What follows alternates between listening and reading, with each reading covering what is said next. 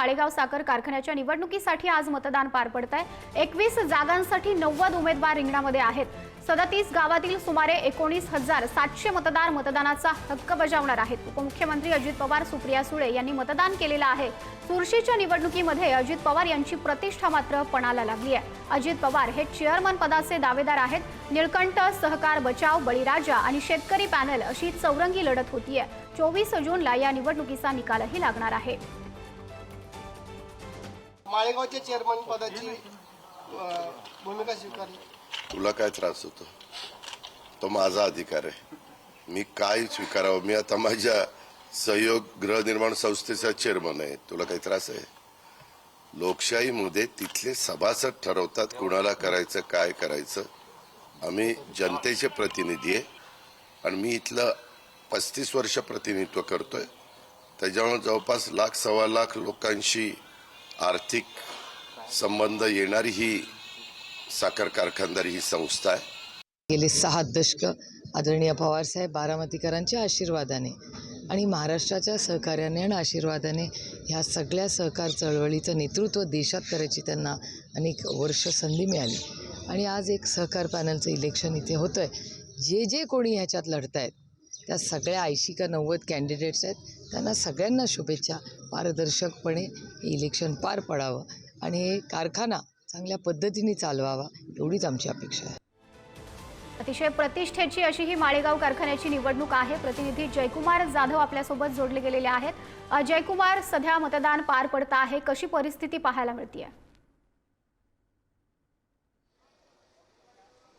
माधुरी, आज माळेगाव सहकारी साखर कारखान्याच्या पंचवार्षिक निवडणुकीसाठी मतदान प्रक्रिया पार पडत आहे। 37 गावांचं या कारखान्याचा कार्यक्षेत्र आहे आणि या कार्यक्षेत्राच्या अंडर जे आज 67 मतदान केंद्राची उभारणी करण्यात आलेली आहे। या 67 मतदान केंद्रावरती 19,651 सभासद त्यांचा मतदानाचा हक्क बजावणार आहेत। आपण या ठिकाणी पाहू शकता की चारही पॅनलचे प्रमुखांकडून आलेल्या सभासदांचं स्वागत केलं जात आहे।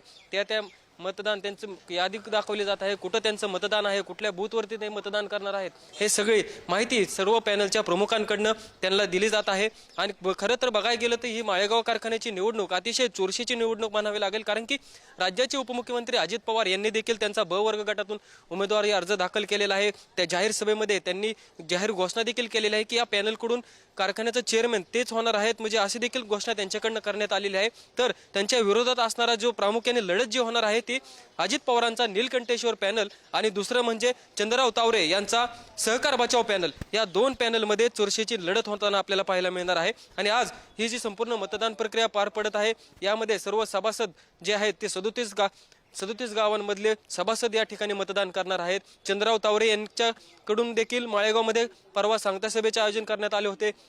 या सांगता सभेमध्ये देखील रंजन तावरे यांच्याकडनं जाहीर घोषणा करण्यात आली की त्यांच्याच पॅनलचे चेअरमॅन हे चंद्रराव तावरे असतील, अशी देखील जाहीर घोषणा करण्यात आली होती। कारण की अजित पवारांकडनं सतत बोललं जात होतं, तर सभेमध्ये त्यांच्याकडनं आवाहन केलं जात होतं की मी माझ्या पॅनलकडून मी चेअरमॅन असणार आहे, मी घोषणा करतोय, पण तुमच्याकडून कोण चेअरमॅन असणार आहे हे देखील तुम्ही सांगत नाही, का लपवतात, असे देखील अजित पवारांकडनं बोललं जात होतं। परंतु सांगता सभेमध्ये त्यांचं जे विरोधी पॅनल आहे सहकार बचाव पॅनलचे चेअरमॅन हे चंद्रअण्णा तावरेच असतील, अशी घोषणा रंजन तावरे यांनी केल्यानंतर माळेगावमध्ये चुरशीची आता लढत आपल्याला होताना पाहायला मिळत आहे। आता मी माळेगाव मधल्या या बूथवरती आहे, ज्या ठिकाणी खासदार सुप्रिया सुळे यांनी मतदान केलेलं आहे। श्रीमंत शंभूसिंह महाराज हायस्कूल, या हायस्कूलमध्ये खासदार सुप्रिया सुळे यांनी त्यांचं मतदानाचा हक्क बजावलेला आहे। आपण पाहू शकता की सर्व सभासद या ठिकाणी येतात, मतदान करतात। 6 पत्रिका आहेत ज्यामध्ये त्यांना शिक्का मारून मतदानाचा हक्क बजावायचा आहे। आणि मी आता या मतदान केंद्रावरती आहे, या केंद्रावरती सर्व सभासद येत आहेत, त्यांचं मतदानाचा हक्क बजावत आहेत।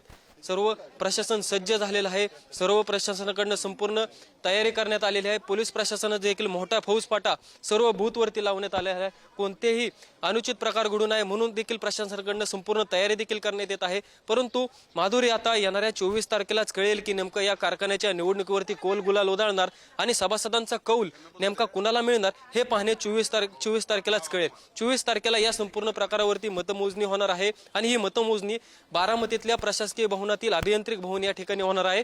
मतमोजणीचा जो कालावधी आहे ते 9 वाजता सुरू होईल 24 तारखेला।